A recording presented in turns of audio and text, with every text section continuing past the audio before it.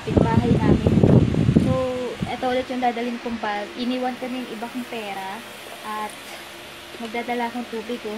Kada alis ako pupunta akong Divisoria, lagi akong may dalang tubig. At itong meatballs ba tawag dito? Yung koala. Yan, 20 pesos. So, lalagay ko to sa mga lagayan ng bag ko, yung damit, and yun. Kaya rin pala ako pupunta ng Divisoria, pabalikan ko yung kurtina. Pero, wag na lang sigurong kurtina kasi konti na lang yung binigay sa akin ni mama, 50 pesos. Yun na lang yung sukli niya sa akin. So, hindi ko alam kung paano gagawin ko doon. Pero, yun. Patayin ko muna tayo electric fan dito. Ako lang yung tao. So, ito pa rin yung suot ko. Ay, wala, hindi nyo makikita. Yan. May nalaglag. So, pupunta akong Divisoria, babalikan ko yun. Tapos, hindi ko lang po napakita ko na. Ulitin ko na lang, ha. Yan. O, diba? Ganda na. So, pagka, pag meron ako nakitang kurtina, yung maliit na lang kasi kailangan ko para sa kitchen. Ay, buti kang malaglag. Yun yung bibilin ko. Pag mura. Pero kapag hindi siya mura, wag na lang. Hindi ako bibili. So, kailangan ko kasi mag-ipon. Tapos ngayon, pumunta ako ngayon dito sa kwarto ko kasi, maghuhulog ako sa alkansya ko. Yung mga pang-backup ko. Iiwanan ko na kasi mamaya magastos ko siya.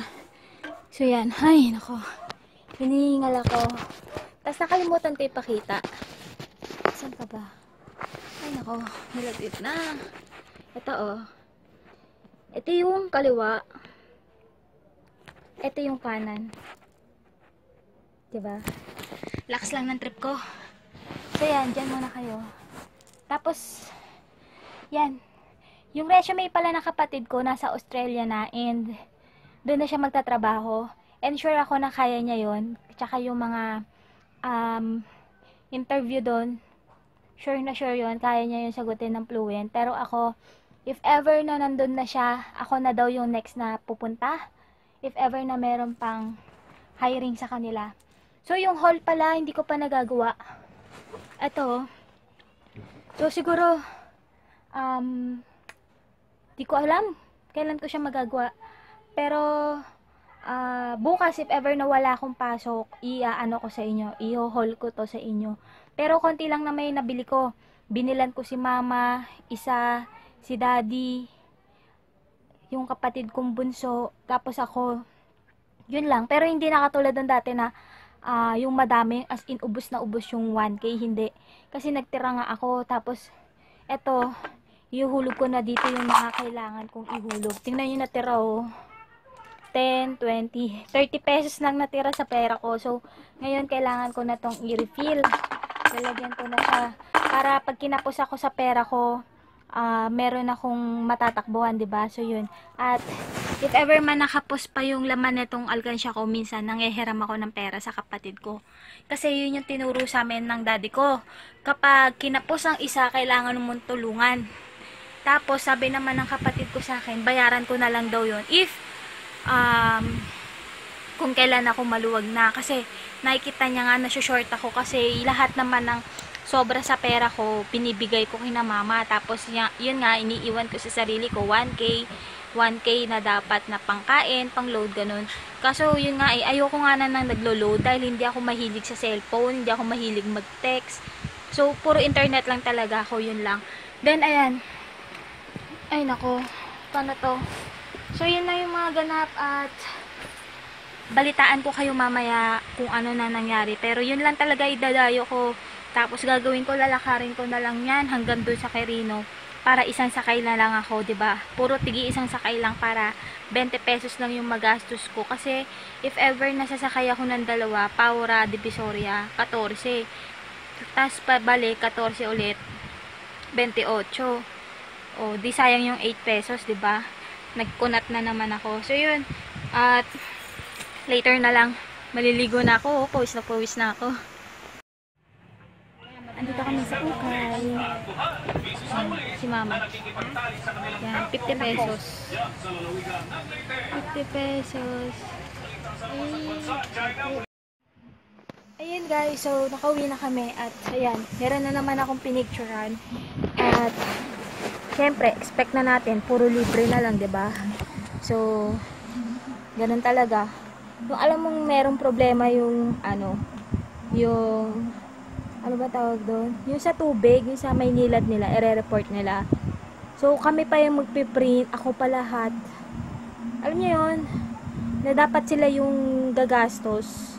Kumbaga, ako na yung nagpicture, ako pa yung gumastos, ako na lahat. Nakakaasar. Tapos yung meron pa akong pasok bukas, tapos meron pa akong inaasikaso ngayon na ito, na hindi ko naman dapat problema to. So, yun. Libre na nga yung shoot ko, libre pati tong mga to. Ay nako, nakakaloka. Palagi na lang libre. Paano ko kikita? Paano ko magagamit yung experience ko? Alam niyo yun? Yung ang baba na nga ng rate mo kasi nga hindi ka pa nga as in ganun ka professional. Pero yun, ganun na talaga. May mga tao lang talaga mahilig sa libre. And yun, galing pala kami ng ukay. At 50 pesos lang lahat ng mga damit. So, nag-try lang kami. And, karamihan nung nabili, kulay red. Ganyan yung kulay niya. So, maganda naman, oo. At chinek namin, wala pang butas. And, hindi siya as in lumang-luma. Kumbaga kasi yung ukay doon binabagsak lahat nung, yung sa mall, may mga tag pa yung iba doon eh. So, yun. At siguro, hindi ko alam kung mauhol ko sa inyo yun. Pero if ever na masuot ko na lang siya, sabihin ko na lang sa inyo kung yun yung nabili namin. And yun nga, puro 50 pesos lang siya. After ko mag-print or ayusin itong mga picture na to, mag-edit naman ako ng sa akin. Tapos, yun, mag-a-alarm na ako kasi hindi ako pwede malate bukas. And syempre, speaking of late, pag late ka, may deduction. Pag maaga ka, nonsense. Ay nako, kailan ba darating ang hustisya? So, yan. At, inaano ko na lang, tsatsaga na lang ako kasi meron akong kailangang i-gain or ma-achieve na years ng experience. So, para kapag dumating ako dun sa point na kailangan ko na nga dun pumunta dun sa nakita kong hiring. At least, diba, meron ako may pe-present na umabot ako ng ganong taon kasi halos karamihan ng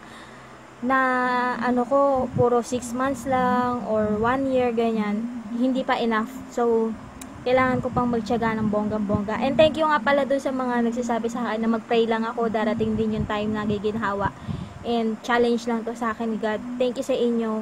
And salamat kasi meron akong nakakausap at napaghuhugutan ng mga nangyayari sa akin. So, sorry din if ever na puro kaimuhan ang laman ng aking FB, ng vlog, kasi yung alam mo yun, yung kailangan mo lang talaga ng kausap, yung kausap na maganda ron na encounter nyo rin yung mga na-encounter ko. So, na kukuha ko din sa inyo yung ibang idea or mga ibang lesson na encounter nyo na and kung paano nyo siya nasolusyonan. So, thank you sa inyo lahat and yun, hanggang dito na lang. Kita-kits tayo bukas guys, may pasok ako.